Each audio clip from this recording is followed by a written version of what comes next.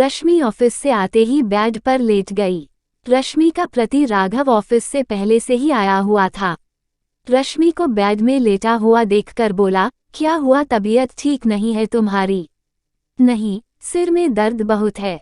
रश्मि ने जवाब दिया, तो दवा खा लो ना। राघव बोला। रश्मि कुछ देर लेटी रही और राघव अपने फोन में लग गया। थोड़ी देर बाद वो उठी, उसने दवा ली और रात का खाना बनाने में लग गई। जब भी राघव के सिर में दर्द होता तो रश्मि चाय बनाती, उसका सिर दबाती, उसके सिर में मालिश करती। रश्मि सोच रही थी, शायद राघव लड़का है, इसलिए जैसे वो उसका ख्याल रखती है वैसे वो रश्मि का ख्याल नहीं रख सकता। ये सोचकर वह इस बात का बुरा भी नहीं मानती और खुद को समझा लेती। कभी कभी उसका भी मन करता कि जब उसकी तबीयत खराब हो तो राघव भी उसका सिर दबाए। भले ही उसके लिए खाना बना ना पाए तो बाहर से कुछ पैक करा लाए। तुम आराम करो, मैं संभाल लूंगा सब, ऐसा कहे उसके सिर पर हाथ फेरे। ये सारे ख्याल उसके मन में ही चलते रहते। एक दिन राघव की माँ का फोन आया। वो कुछ दिन राघव के पास रहना चाहती थी। राघव ने रश्मि को माँ के फोन के बारे में बताया। रश्मि खुश हो गई कि अब वह अपने सुख दुख उन्हें बता सकेगी। एक औरत के दर्द को औरत से अच्छा कौन समझ सकता है। ठीक है। एक हफ्ते बाद माँ आ गई। रश्मि पूरे मन से उनकी सेवा करती, उनकी पसंद नापसंद का ख्याल रखती, उनकी पसंद का खाना बनाती। रश्मि की सास भी उसके साथ अच्छे से रहती। एक दिन रश्मि को ऑफिस से आने में देर हो गई। जब वो घर पहुंची तो उसने देखा कि राघव माँ का सिर दबा रहा है। पास में ही चाय का प्याला रखा हुआ है और दवाइयों का डब्बा रखा है। राघव ने रश्मि की ओर देखा और चुप रहने का इशारा किया। माँ बेटे का प्यार देखकर रश्मि को बहुत अच्छा लगा, लेकिन एक बात रश्मि को बहुत बुरी लगी। जब राघव अपनी माँ का इतना ख्याल रख सकता है तो उसका क्यों नहीं। रश्मि बिना कुछ कहे रसोई में खाना बनाने चली गई।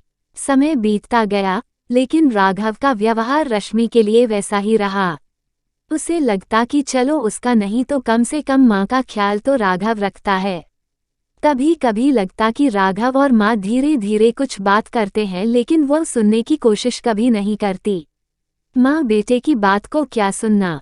उसका भी मन करता है कि वह भी माँ से बैठकर बातें करे, लेकिन जब भी वह कमरे में जाती है तो दोनों चुप हो जाते। अगर रश्मि की तबीयत खराब होती तो माँ अपना पैर का दर्द लेकर बैठ जाती और राघव फिर काम पर चला जाता। रश्मि दवा खाकर फिर काम में लग जाती। एक दिन माँ को बुखार हो गया। रश्मि ने सोचा कि माँ की तबीयत खराब है तो उनके कमरे में ही खाना लगा देती हूँ। उसने माँ के लिए खिचड़ी बनाई थी। जैसे ही वह कमरे के बाहर पहुंची तो राघव और माँ बातें कर रहे थे। उनकी बातें सुनकर रश्मि के कदम कमरे के बाहर ही रुक गए। अरे, आप अपना ख्याल रखा करो। रश्मि तो बहुत ही नाजुक है। जब देखो उसके सिर में दर्द, कभी पेट में दर्द, कभी कुछ रहता है। वो अपना ख्याल तो रख नहीं पाती, आपका कैसे रखेगी? राघव बोला। रश्मि को लगा माँ राघव की बात का समर्थन नहीं करेगी, लेकिन आगे जो उसने सुना वह और भी दिल दुखाने वाला था। माँ कह रही थी, सही कह रहे हो बेटा, हम तो एक पैर पर खड़े होकर 24 घंटे काम करते रहते थे और यह आजकल की लड़कियाँ, कुछ नहीं होता इनसे। थोड़ा पढ़ लिख क्या लेती है, छुई मुई बन जाती है। थोड़ा सा काम करते ही थक जाती हैं। इनको चक्कर आने लगते हैं। इससे अच्छा तो गांव की कोई लड़की ले आते तो घर का काम तो अच्छे से करती। 2 पैसे क्या कमा लेती है, खुद को सबसे ऊपर समझने लगती है। पर बेटा तू उससे कुछ कहना मत, नहीं तो उसे लगेगा कि मैंने भड़का दिया होगा। रश्मि ना चाहते हुए भी माँ के कमरे में दाखिल हो गई। रश्मि को देखकर माँ और राघव दोनों को सांप सूंघ गया। दोनों को उम्मीद नहीं थी कि रश्मि ऐसे अंदर आ जाएगी। अरे मैं माँ से कुछ बात कर रहा हूँ, तुम बाद में आना, राघव ने रश्मि से कहा। तुम्हें चिंता करने की कोई जरूरत नहीं है राघव, मैं आज के बाद यहाँ कभी नहीं आऊंगी। रश्मि ने खिचड़ी बेड पर रखी और अपने कमरे में चली गई। राघव देर रात तक माँ से बातें करता रहा। दोनों बहाने ढूंढने लगे। दोनों को लगा कि कहीं रश्मि उसकी और माँ की सेवा करना ना बंद कर दे। राघव माँ के कमरे में ही सो गया। राघव को पिछले दिन का किस्सा याद आया और घबरा कर उठा। माँ पास में ही सो रही थी। राघव माँ के कमरे से बाहर निकला। जब वो अपने कमरे में गया तो रश्मि वहाँ नहीं थी। उसने रश्मि को रसोई में, बाथरूम में, बालकनी में, हर जगह ढूंढा। वो कहीं नहीं थी। उसने घड़ी देखी तो 11 बज रहे थे। आज इतनी देर तक सोता रहा वह। किसी ने उसे जगाया भी नहीं। रोज तो रश्मि उसे सुबह प्यार से चाय की प्याली के साथ उठाती थी। आज ना तो चाय का प्याला था और ना ही रश्मि। राघव को एक पल दुख हुआ कि यह क्या कर दिया उसने। लेकिन अगले पल उसने सोचा, जाएगी कहाँ, लौटकर तो उसकी घर में आना है उसे। राघव तैयार होकर ऑफिस चला गया। लंच टाइम में उसे चक्कर आने लगे तो उसे याद आया कि आज तो उसने सुबह से कुछ खाया ही नहीं था और आज ना ही वह लंच बॉक्स लाया था। कैंटीन में जाकर उसने पराठा ऑर्डर किया और कुर्सी पर बैठकर फ़ोन की तरफ देखा तो मन किया कि एक बार रश्मि को फ़ोन कर ले, लेकिन फिर उसका अहम बीच में आ गया और उसने फ़ोन बंद करके जेब में रख दिया। शाम को जब वह घर पहुंचा तो माँ रसोई में थी और खाना बना रही थी। पसीने से तरबतर हो गई थी। उसे बहुत बुरा लगा। उसने सोचा एक बार माँ से पूछूं रश्मि आई क्या, लेकिन खुद ही उसे पूरे घर में ढूंढने लगा। इतने में माँ की आवाज़ आई, खाना खा ले बेटा, आज तो बहू कुछ भी काम करके नहीं गई, मुझे ही सब काम करना पड़ा। ये तो ज्यादा हो रहा है। ऐसा भी क्या हो गया जो घर की जिम्मेदारी निभाने में आफत आ गई। राघव ने कोई जवाब नहीं दिया। उसके सिर में दर्द हो रहा था। वह जाकर अपने कमरे में लेट गया। जैसे ही आंख बंद की रश्मि उसके सिर पर एक प्यार भरा हाथ आया। रश्मि उसका सिर दबा रही थी। वह रश्मि का हाथ पकड़ना चाहता था। इतने में माँ की आवाज़ से उसकी आंख खुल गई तो वहाँ कोई भी नहीं था। कमरे में माँ फिर से खाने के लिए आवाज़ लगा रही थी। राघव उठकर बैठ गया और सोचने लगा, कहाँ गई होगी रश्मि, उसे उसके मायके में फ़ोन करके पता करना चाहिए। नहीं, उसका अहम फिर बीच में आ गया। उसने सोचा माँ के पास ही चला जाता हूँ। कमरे से बाहर निकलने से पहले उसकी नज़र रश्मि के अलमारी की तरफ पड़ी। अलमारी खोली तो सब सामान वही था और वहाँ एक खत रखा हुआ था। राघव उसे उठाकर पढ़ने लगा। हाय राघव, ये खत तुम पढ़ रहे हो, इसका मतलब तुम मुझे ढूंढ रहे थे। मुझे ढूंढने की कोशिश मत करना।